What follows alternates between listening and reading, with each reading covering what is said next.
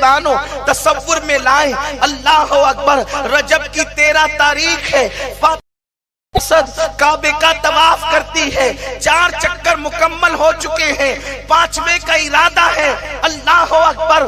ہوتا یہ ہے کہ سیدہ فاطمہ بنت اسد کو بچے کی ولادت کے آثار نظر آتے ہیں۔ آپ نے سوچا کیا کروں، میں طواف کعبہ چھوڑ کر باہر نکلتی ہوں تو 3 چکر باقی بچے ہیں، جانا مناسب نہیں، اور اگر نہ جاتی ہوں تو اس سے پہلے سنایا جا چکا ہے، اس سے پہلے معلوم ہو چکا ہے، یہ بات پتا ہے کہ مریم جو ہے بیت المقدس کے اندر رہتی تھی۔ توجہ فرمائیں، مریم بطول کنواری پاک دامن جس کی پاکی کا اعلان قرآن کر رہا ہے، وہ مریم بیت المقدس کے اندر رہتی۔ اس کنواری مریم کو جب بچے کی پیدائش کا وقت آیا تو اللہ کے منادی نے اعلان کیا، مریم تو بچپنے سے لے کر آج تک مسجد میں رہی، لیکن اب بچے کی ولادت کا وقت ہے، خبردار مسجدوں میں بچے پیدا نہیں ہوتے، بچے کی پیدائش کا وقت ہے۔ تو مریم جو مسجد میں رہتی تھی اس کو باہر نکلنے کا حکم ہوا، اور مریم باہر نکلی تو جناب عیسیٰ کی ولادت ہوئی۔ لیکن قربان جائیں، ہم غیر نبی کو نبی کے برابر کا درجہ نہیں دیتے، افضل دور کی بات ہے، لیکن جب مریم کا بچہ پیدا ہونے کا وقت آتا ہے تو اللہ مسجد میں رہنے والی مریم کو باہر نکالا جاتا ہے، لیکن جب علی کی ولادت کا وقت آتا ہے تو باہر رہنے والی فاطمہ بنت اسد کو اندر بلایا جاتا ہے، اور جب وہ باہر جانے کی نیت کرتی ہے تو کعبے کی دیوار 2 حصوں میں تقسیم ہو جاتی ہے اور حکم ہوتا ہے فاطمہ اندر آ جا، پاک کی پیدائش پاک گھر میں ہوگی۔ انما یرید اللہ لیذھب عنکم الرجس، اور علی کعبے میں پیدا ہوئے، یہ شرف کسی کو ملا ہے نہ ملے گا، کائنات کی شان ہے، یہ علی کے مرتضیٰ کا مقام ہے۔ اور ظاہر سی بات ہے، یہ بات کہنے میں مجھے حیا ہے، اس لیے میں اس کی تشریح تو نہیں کر سکتا، البتہ میں اشارہ ضرور دے سکتا ہوں کہ جب بچہ پیدا ہوتا ہے تو ایسا تو نہیں ہوتا کہ غلاظت اور گندگی نہ ہو، لیکن اللہ کا گھر تو پاک ہے۔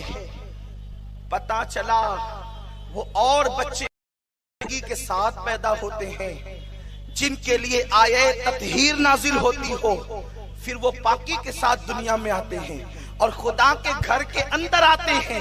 روایتوں میں آتا ہے 3 دن تک کے فاطمہ بنت اسد مولائے کائنات کو کعبے میں لے کر رہی،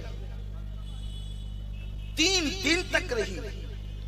ایسا نہیں ہوا کہ ولادت ہوئی اور بچے کو لے کر باہر آ گئی، نہیں، 3 دن تک کعبے کے اندر رہی، اور سارے انتظامات تھے، قدرت کی طرف سے تھے۔ آپ جس علی کا جشن منا رہے ہیں اور وہ بھی جشن ولادت منا رہے ہیں، اور آپ سے زیادہ علی کا جشن ولادت منانے کا حق کسے ہے؟ آپ سے زیادہ علی کا جشن منانے کا حق کسے ہے؟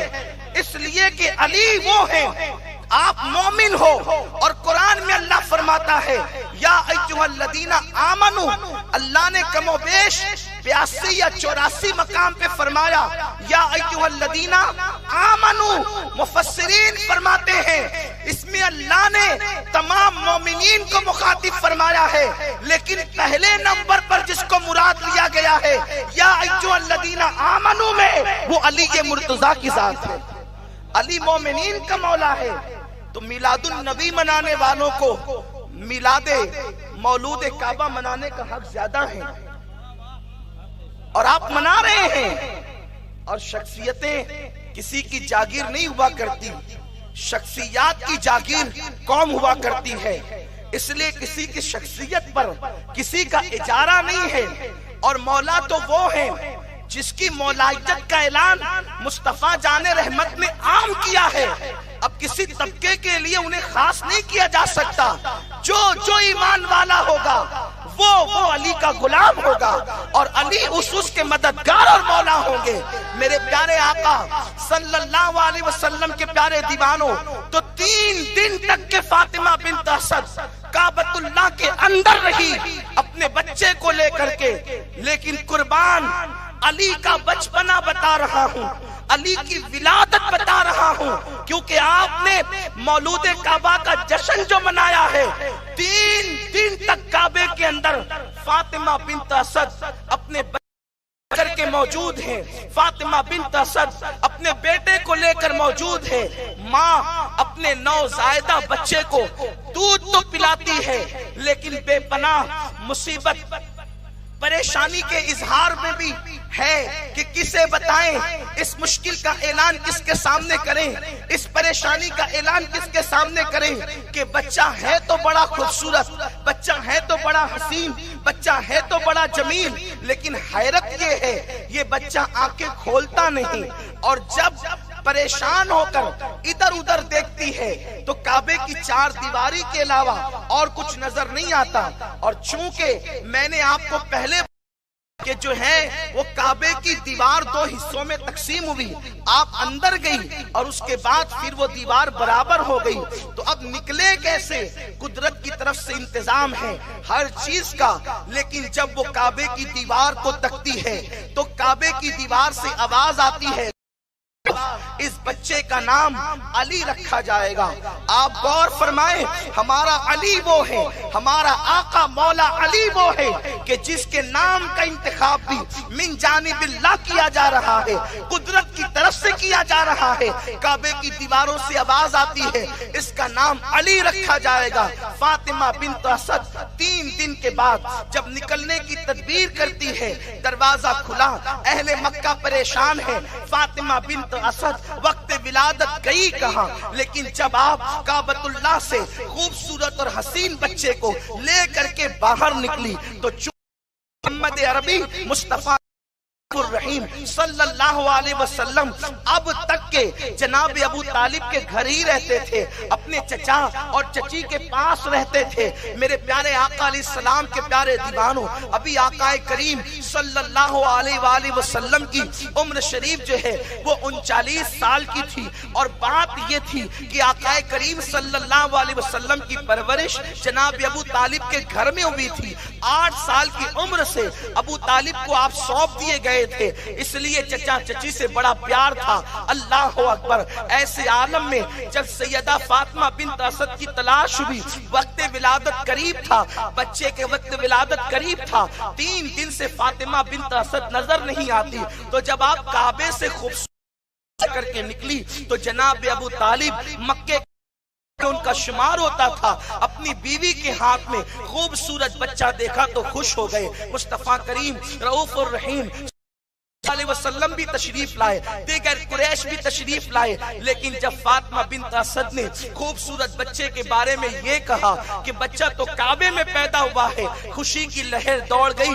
اللہ اکبر! ہاشمیوں کے یہاں کہ اللہ نے بہت تو یوں ہی ہاشمیوں کو عطا کیے تھے، یہ شرف بھی اللہ نے عطا کیا، لیکن جیسے ہی باپ کی گود میں وہ نوزائیدہ 3 دن کا بچہ تو اس وقت باپ کی آنکھوں میں آنسو آ گئے، آنکھیں ڈبڈبا گئی۔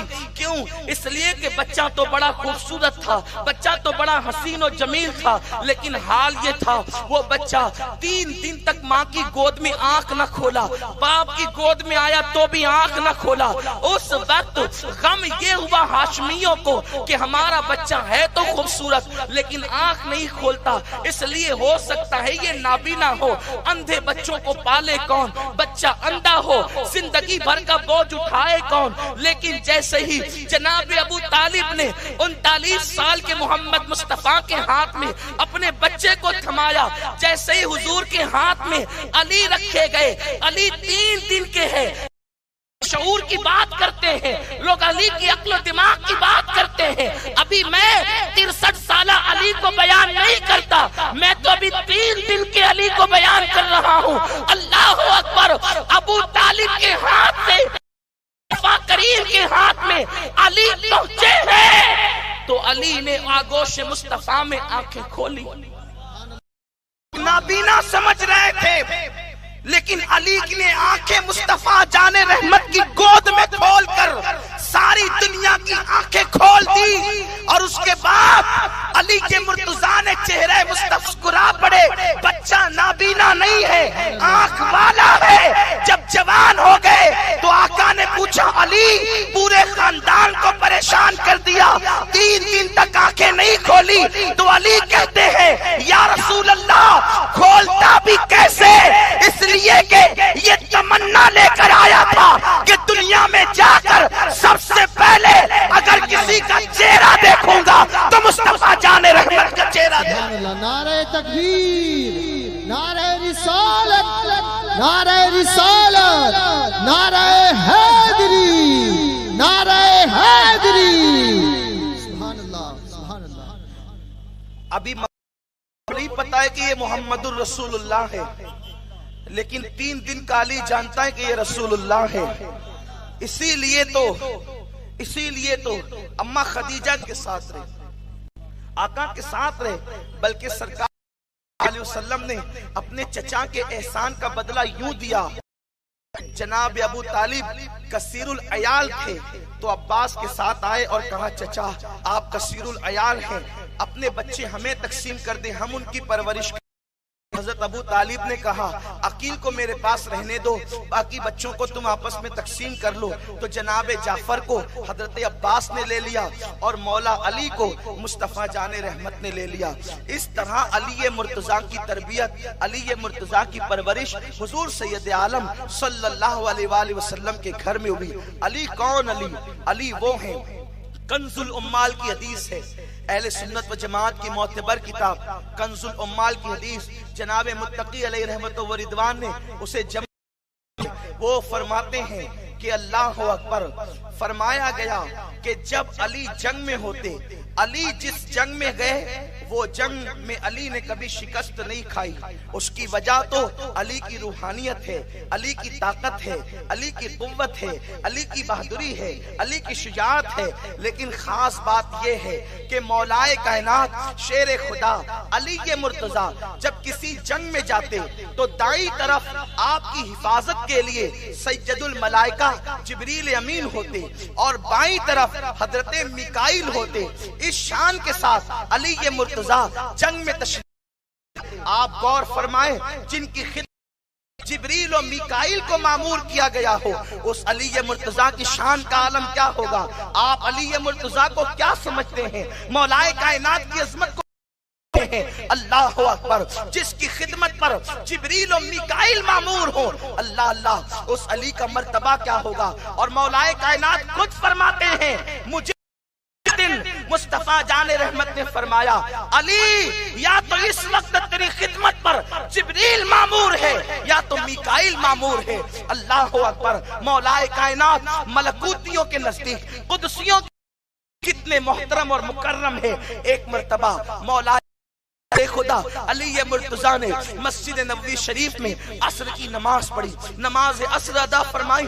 عصر کی نماز میں علی مرتضیٰ بالکل آخری صف میں تھے۔ اب آپ غور کریں، یا ایھا الذین آمنو کہہ کر پہلے مومنین کے اندر جسے مراد لیا گیا ہو وہ علی مرتضیٰ، وہ مولود کعبہ، اگر وہ آخری صف میں ہو تو یقیناً بات تعجب کی ہے۔ میرے آقا مصطفیٰ جان رحمت صلی اللہ علیہ وسلم نے عصر کی نماز پڑھائی اور نماز عصر پڑھانے کے بعد میرے سرکار کھڑے ہو گئے، فرمایا علی کہاں ہے تم میں؟ مولا صف میں تھے کھڑے ہوئے، لبیک یا رسول اللہ۔ میرے آقا فرماتے ہیں علی تم جیسا آخری صف میں رہے گا، نماز میں تم جیسا آخری صف میں رہے گا۔ اس سے پتا چلا اللہ اکبر، علی کو آخری صف میں دیکھ کر حضور کہتے تم جیسا آخری صف میں رہے گا۔ اے سرکار کے غلاموں، آج تو لوگ آخری صف تو کیا اب مسجدوں سے غائب ہی ہو رہے ہیں۔ اللہ اکبر، نمازوں میں سستی اور کوتاہی آج مسلمانوں کی پہچان بنتی جا رہی ہے۔ میرے پیارے آقا صلی اللہ علیہ وسلم کے دیوانوں، مسجدوں کو ویران کر چکے ہو، مسجدیں ویران ہو رہی ہے، خدا خانے ویران ہو رہے ہیں۔ اقبال نے 1 صدی قبل پہلے کہا تھا مسجدیں مرثیہ خواہ ہیں کہ نمازی نہ رہے۔ اللہ اکبر، ہماری مسجدوں کا حال یہ ہو چکا ہے۔ بارہا کر رہا تھا، میرے آقا نے فرمایا علی تم جیسا نماز میں آخری صف میں رہے۔ مولا علی نے کھڑے کھڑے عرض کیا حضور میرے ماں باپ آپ پر قربان، میں نے اذان جو ہے سنی ہے، میں تاخیر سے نہیں آیا، میں دیر سے نہیں آیا یا رسول اللہ، میں تو پہلے آیا تھا، اور اتنا پہلے آیا کہ علی نے اذان مسجد کے اندر سنی، میں نے نماز بھی پڑھی، فرض نماز سے قبل کی نمازیں میں نے پڑھی، لیکن پھر مجھے شبہ ہو گیا، شک ہو گیا کہ میرا وضو ہے یا نہیں۔ شبہ ہوا کہ وضو کے متعلق وضو کامل ہے۔ اب شبہ ہوا تو میں نے سوچا کہ جب شک ہی آ گیا ہے تو کہ دوبارہ وضو کر لیا جائے، تو میں وضو کرنے کے لیے گھر پہنچا۔ توجہ فرمائیں علی مرتضیٰ کی شان کی، علی کا مرتبہ کیا ہے؟ فرماتے ہیں عرض کرتے ہیں یا رسول اللہ، جب میں نماز کے لیے پہنچا اور جب میں نماز کے لیے نماز پڑھنے سے پہلے کے لیے گھر پہنچا، نماز میں نے مسجد میں سنتیں ادا کی، اور فرض سے پہلے جب وضو میں شبہ ہوا اور میں وضو کے لیے مسجد سے نکل کر اپنے گھر گیا، علی مرتضیٰ کا گھر مسجد سے کچھ دور تو نہیں تھا، مسجد کے اندر تھا، اور آج بھی علی کا گھر موجود ہے۔ جس حجرے میں آقا علیہ السلام آرام فرما رہے ہیں وہ حجرہ ہے، اور اس حجرے سے بالکل لگ کر کے سیدہ فاطمہ کا حجرہ ہے، اسی میں مولا علی کا گھر تھا، اسی میں علی مرتضیٰ رہتے تھے۔ فرماتے ہیں اب چونکہ نماز شروع ہونی تھی، مجھے وضو کرنا تھا، نیا وضو، اور میں جلدی کر رہا تھا، میں گھر کے دروازے پہ کھڑے کھڑے میں نے کہا فاطمہ، آواز نہیں آئی، ممکن ہو کہ سیدہ نماز میں رہی ہو۔ پھر میں نے کہا حسنین، آواز نہیں آئی۔ جب آواز نہیں آئی تو میں نے دیکھا ایک نورانی صورت شخص آیا جس کے ہاتھ میں خوبصورت تشت تھا اور اس کے اندر پانی موجود تھا۔ میں نے ایسا خوبصورت انسان دیکھا اور خوبصورت تشت دیکھا اور دیکھا، لیکن چونکہ مجھے عجلت اور جلدی تھی میں نے جلدی سے وضو کیا، نہیں تھی اس شخص کی طرف۔ اتنا جانتا ہوں کہ بڑا حسین تھا، اس تشت کے بارے میں بھی کچھ نہیں کہا، اس لیے کہ نماز اہم تھی، نماز کے لیے جلدی تھی۔ وضو بھی کر لیا، جب وضو سے فارغ ہوا تو دوسرے شخص کو میں نے اپنے قریب دیکھا جو میرے لیے تولیہ لے کر کے کھڑا تھا، کپڑا لے کر کے کھڑا تھا۔ وہ اس نے تولیہ دیا اور میں نے اپنی اعضاء سے اس کو مس کر کے تولیہ اس کے ہاتھ میں تھمایا، لیکن ان دونوں کی طرف میں نے توجہ نہیں کی، کیونکہ میرے لیے اس وقت سب سے توجہ کی چیز نماز عصر تھی، وہ نماز جس کی تاکید اللہ نے قرآن میں فرمائی ہے۔ بیچ تو میں جلدی سے تیزی سے گیا، اتنی تیزی سے پہنچنے پر بھی مجھے آخری صف میں جگہ ملی۔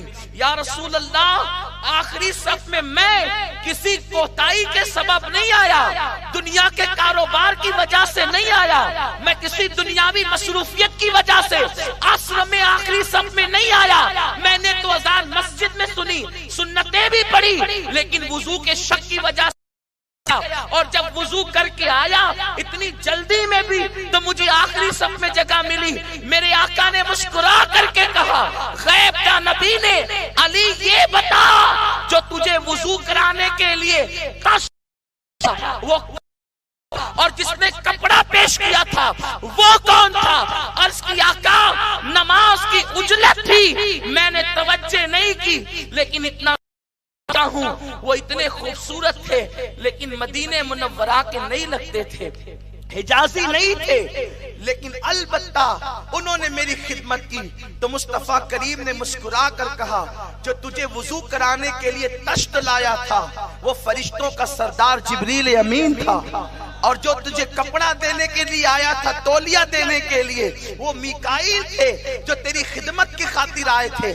آپ غور فرمائیں، یہ علی مرتضیٰ کا مقام ہے، مولا علی کا مرتبہ ہے۔ اللہ نے اپنے حبیب کی اہل بیت کو یہ مرتبہ عطا فرمائے، لیکن آج کا دور ایسا پرفتن دور آ گیا، آج کے اتنے خطرناک کہ لوگوں نے نبی پاک کی قدر کرنے میں کوتاہی کی، اولیاء کی قدر کرنے میں کوتاہی کی، صحابہ کی قدر کرنے میں کوتاہی کی۔ مسلمان علی وہ ہیں، میرے رسول صلی اللہ علیہ وسلم مسجد کے اندر جس کے دروازے کھلتے ہیں سب کے دروازے بند کر دیے جائیں۔ اب کوئی کسی کا دروازہ مسجد کے اندر نہیں کھلے گا۔ مسجد کے اندر دروازے کھلیں گے تو صرف 2 دروازے کھلیں گے، 2 دروازوں کے سوا سارے دروازے بند کر دیے جائیں۔ 2 دروازے کھلیں گے مسجد کے اندر، ایک تو نبی کا دروازہ کھلے گا، دوسرا علی کا دروازہ کھلے گا۔ اور آقا فرماتے ہیں میرے بعد علی کے سوا، یہ سیاہ ستہ کی روایت ہے، آقا فرماتے ہیں میرے بعد علی کے سوا حالت جنابت کسی انسان کو مسجد کے اندر آنے کی اجازت نہیں۔ اب آپ غور فرمائیں، جنابت کی حالت میں انسان ناپاک ہوتا ہے، انسان ناپاک ہوتا ہے، اور ناپاکی کی حالت میں مسجد میں جانا جائز نہیں ہے۔ اور آقا فرماتے علی وہ ہیں جس کو حالت جنابت مسجد کے اندر آنے کی اجازت ہے۔ یہ علی مرتضیٰ کی شان ہے۔ اور آپ جانتے ہیں صحابہ کرام رضوان اللہ تعالی علیہم اجمعین مولائے کائنات شیر خدا علی مرتضیٰ کو کس نگاہ سے دیکھتے تھے؟ حضرت سیدنا ابو سعید خدری، یہ حضور کے صحابہ میں سے عظیم ترین صحابہ، حضرت ابو سعید خدری رضی اللہ تعالیٰ عنہ وہ صحابی ہیں۔ فرماتے ہیں جب آقا نے پردہ فرمایا، حضور کا وصال ہو گیا، تو آقا کے وصال کے بعد لوگ فتنوں میں گرفتار ہونا شروع ہو گئے۔ پھر کی شہادت ہوئی تو لوگ مزید فتنوں میں گرفتار ہو گئے۔ فتنے رونما، منافقین الگ الگ انداز سے، الگ الگ طریقے سے، مسلمانوں کے درمیان اختلافات پیدا کرنے لگے، بدگمانیاں پیدا کرنے لگے۔ تو حضرت ابو سعید خدری کہتے ہیں ہم لوگ بہت محتاط ہو گئے۔ صحابہ نے کرنا شروع کر دی، کس سے بات کریں کس سے نہ کریں، کس سے بات کریں کس سے نہ کریں، کس سے بات کریں کس سے نہ کریں۔ راز کی بات کرنے سے پہلے انسان نظر گھما کر دیکھتا کس سے بات کر سکتے نہیں کر سکتے۔ تو ابو سعید خدری سے کسی نے پوچھا پھر تمہارے پاس معیار کیا تھا، طریقہ کیا تھا اپنے کو اور بیگانے کو پہچاننے کے لیے، مومن کو پہچاننے کے لیے تمہارے پاس معیار کیا تھا؟ حضرت ابو سعید خدری کہتے ہیں کہ جب منافقین مسجد میں آ کے نماز بھی پڑھتے، منافقین تلاوت کرتے، منافقین حدیثیں بھی پڑھتے، تو اب پہچاننا مشکل تھا کہ مومن کون ہے، منافق کون ہے۔ تو جب صحابہ مومن اور منافق میں تو یوں کرتے کہ جب شک ہوتا کہ یہ مومن ہے یا منافق، پہچانے کیسے؟ تو علی کا ذکر شروع کر دیتے۔ جب علی علی کرتے اور اس کے چہرے پہ مسکراہٹ اور خوشی آتی، اس کا چہرہ کھل جاتا، سمجھ جاتے اس سے راز کی بات کر سکتے ہیں کیونکہ یہ مومن ہے، اور اس کا چہرہ مرجھا جاتا، کھسک جاتے کہ اس کے بعد بات کرنے والا معاملہ نہیں ہے کیونکہ یہ منافق ہے۔ اور یہ معیار صحابہ نے خود مقرر نہیں کیا بلکہ میرے آقا نے مقرر فرمایا۔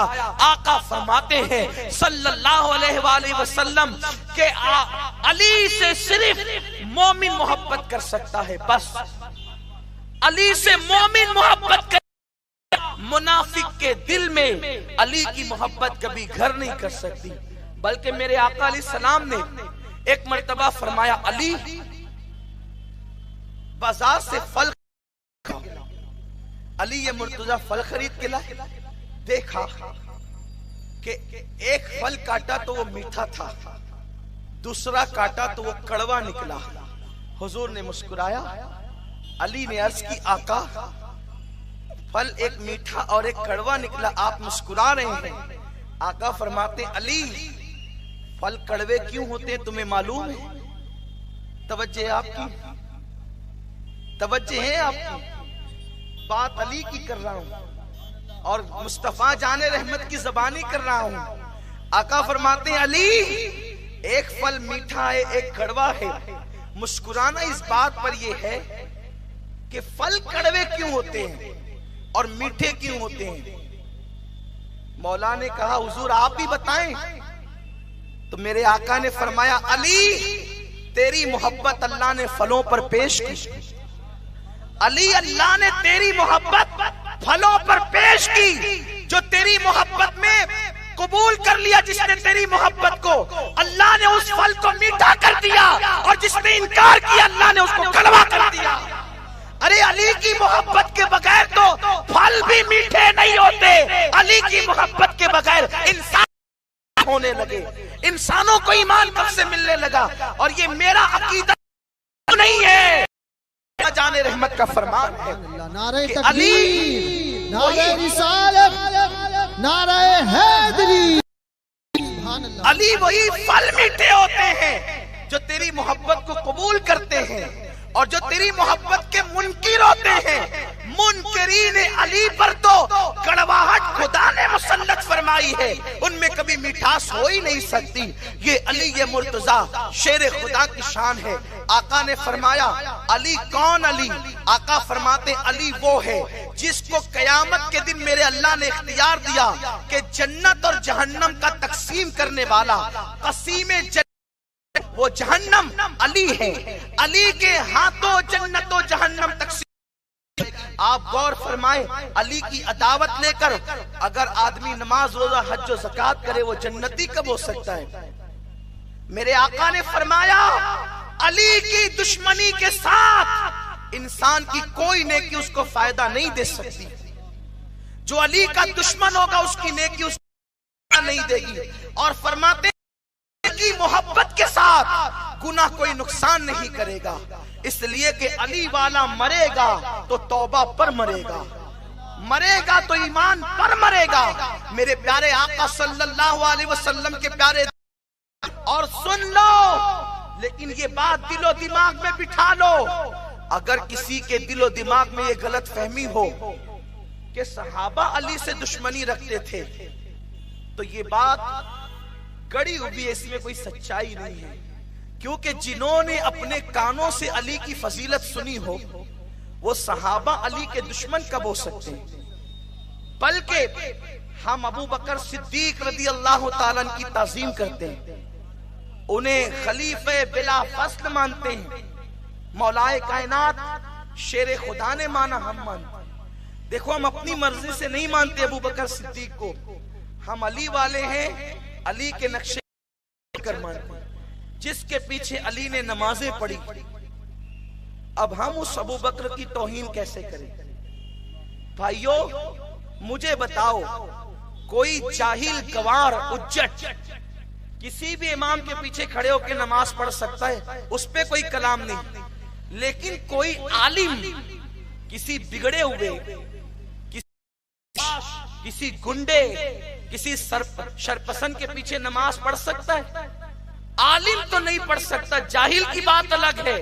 اب مجھے بتاؤ جو عالم ہو سچا وہ بگڑے ہوئے امام کے پیچھے نماز نہیں پڑھ سکتا, تو جو باب مدینۃ العلم ہو وہ کسی بگڑے ہوئے کے پیچھے نماز کیسے پڑھ سکتا ہے؟ ابو بکر صدیق کی فضیلت کے لیے ہم کچھ نہ تو بس اتنا کافی ہے کہ علی نے ابو بکر کے پیچھے نماز پڑھ کے بتا دیا کہ ابو بکر کا مرتبہ کیا ہے, اور ابو بکر نے علی کو مولا مان کر بتا دیا کہ علی کا مرتبہ کیا ہے. سبحان اللہ, سبحان اللہ. نعرہ حیدری, نعرہ حیدری. سبحان اللہ. نماز بڑی محتاج چیز ہے, اور وہ بھی علی کی نماز. علی کی نماز سوداگری نہیں ہے, علی کی نماز بازی گری نہیں ہے, علی کی نماز تجارت نہیں ہے. ارے نماز علی وہ ہے, لوگ نماز سورج دیکھ کر پڑھتے ہیں, علی وہ ہے جسے دیکھ کر کے سورج ڈوبنے اور نکلنے کا فیصلہ کرتا ہے. اگر علی کی نماز چھوٹ جائے تو سورج کو دوبارہ نکلنا پڑتا ہے, علی کی نماز چھوٹ جائے تو سورج کو دوبارہ نکلنا پڑتا ہے. ایک مرتبہ کا واقعہ ہے, مولا کائنات شیر خدا علی مرتضیٰ फजर की नमाज के लिए घर से निकले, एक बुढ़े को आगे देखा, अली अली है। सोचा ये बूढ़ा मुझसे उम्र में ज्यादा है, इसको क्रॉस कैसे करें, ओवरटेक कैसे करें, क्योंकि बड़ी उम्र वालों का अदब यह कि उनके पीछे चलना चाहिए। धीरे धीरे चलते रहे, लेकिन हुआ ये कि जब मस्जिद नबवी का दरवाजा आया तो वो बुढ़ा आगे निकल गया। मौला अली को एहसास हुआ कि ये तो मुसलमान नहीं था, इसीलिए तो आगे निकला है। मुसलमान होता तो मस्जिद में जाता। लेकिन मौलाए कायनात को अफसोस भी था कि किसी ऐसे शख्स के लिए जो मुसलमान नहीं है, मैं धीरे धीरे पीछे पीछे चला और नतीजतन ऐसा न हो सकता है कि अब मेरी नमाज छूट जाएगी, जमात छूट जाएगी। लेकिन जब मस्जिद में गए अली तो ये मंजर देखा कि हुजूर अलैहिस्सलाम रुकू में है, दूसरी रकात की रुकू में है। शामिल हो गए, जमात तो मिल गई फजर की। जब आका ने सलाम फेरा, तवज्जो फरमाए अली क्या है, मौला अली की शान क्या है। जब हुजूर ने सलाम फेरा, सलाम फेर करके किसी सहाबी खड़े हुए अर्ज किया, आका हमारे माँ बाप कुर्बान, आपने आज रुकू इतना लंबा किया कि हमें डर लगने लगा कि कहीं सूरज न निकल जाए। क्या कोई वही नाजिल हो रही थी आप पर कि आपने रुकू इतना लंबा कर दिया कि डर लगा कि सूरज न निकल जाए? सरकार ने मुस्कुरा के कहा, वही तो नाजिल नहीं हो रही थी, अलबत्ता आज रुकू कितना भी लंबा होता तो सूरज न निकलता। उसकी हुजूर वो क्यों कि रुकू कितना भी लंबा होता तो सूरज न निकलता? आका फरमाते हैं, जब मैं रुकू से सर उठाने का इरादा कर रहा था तो मेरे अल्लाह ने मुझसे कहा, महबूब अब रुकू तौल कीजिए, रुकू को लंबा कीजिए। अली एक बूढ़े के अदब में धीरे धीरे मस्जिद आ रहा है, और जब तक अली मस्जिद के अंदर दाखिल ना हो आप रुकू को लंबा करते रहे। हुसैन के लिए सजदे लंबे होते हैं और अली के लिए रुकू लंबे होते हैं। ये नबी के घर वाले हैं, ये नबी की अहले बैत है, इनके मर्तबे ये हैं। लेकिन आज इस उम्मत को क्या कहा जाए, लोगों ने फरामोश किया है। अब लोग सबको अपने कयास फासिदा पर माज़अल्लाह पर रखने की कोशिश करते हैं। मेरे प्यारे आका अलैहिस्सलाम के प्यारे दीवानों, बस अपनी गुफ्तगू को वक्त पे खत्म करते हुए एक बात अर्ज करूं।